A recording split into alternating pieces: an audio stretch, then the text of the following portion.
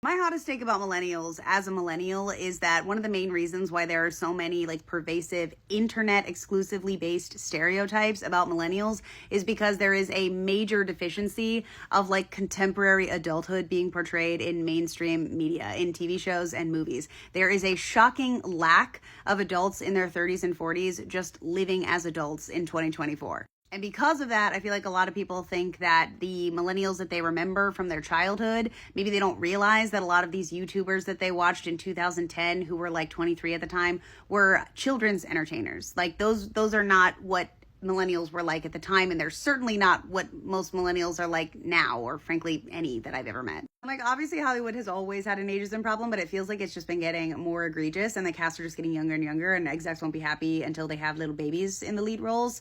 Because even if you look at the recent Legacy sequels, like the cast of the new movies are pretty consistently younger than the cast of the originals. Like Alien and Twister are great examples of this. And that's got to be the record for the longest intro I've ever done to say that I fucking love this new show, English Teacher, on FX. It is starring and written by Brian Jordan Alvarez, who you will probably recognize from here on TikTok. He's hilarious. Like, my mutual Watch with Mike already made a video about how great it is to see a comedy just be funny again. Like, it's great to see a comedy actually being funny. But I do just genuinely feel like the sense of humor being employed here is deeply millennial. Like, I feel like it is got this nihilistic, dry, sardonic tone with like this undercurrent of like naive hope that's still there that just feels deeply millennial. It also feels heavily influenced by like a lot of the shows that I grew up on, like Buffy the Vampire Slayer, Amy Sherman Palladino's work, Arrested Development, like this like just fast pace rate of jokes. I mean, 30 Rock is another great example. And honestly, I feel like the caliber of comedy and jokes here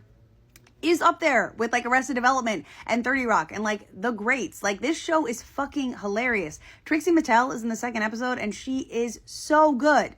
When's the last time you genuinely laughed out loud watching something in your house? Like, for me, it's not very often. And this guy, Sean Patton, who plays the PE teacher Marky, had me fucking doubling over every time he's on screen. Stephanie Koenig, also hilarious. Eric Colatoni, who you may recognize from like Veronica Mars and many other places, is also fantastic in this. And listen, I know just saying the word millennial is enough to turn a lot of young people off. Okay, so you don't like us, that's fine. But I do think it's time that we remember that millennials are a demographic of people that have been pushed to the sidelines basically our entire lives, and it's, especially in creative fields, have not been given the opportunities for like directing and writing and show running our own projects. And I think it is incredibly significant that many of the most successful millennials in creative industries are people like now Brian Jordan Alvarez seems to be following in the footsteps of like Quinta Brunson and Issa Rae, who have carved their own way, oftentimes on the internet. I think that is fucking amazing. And this show about a gay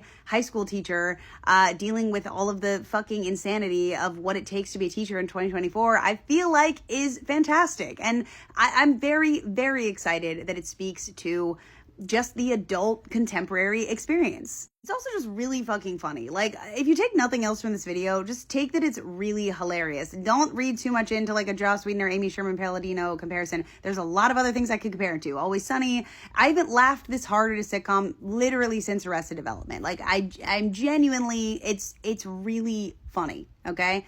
It's definitely worth giving a chance, and I do think it's cool that it speaks to the experience of contemporary adulthood.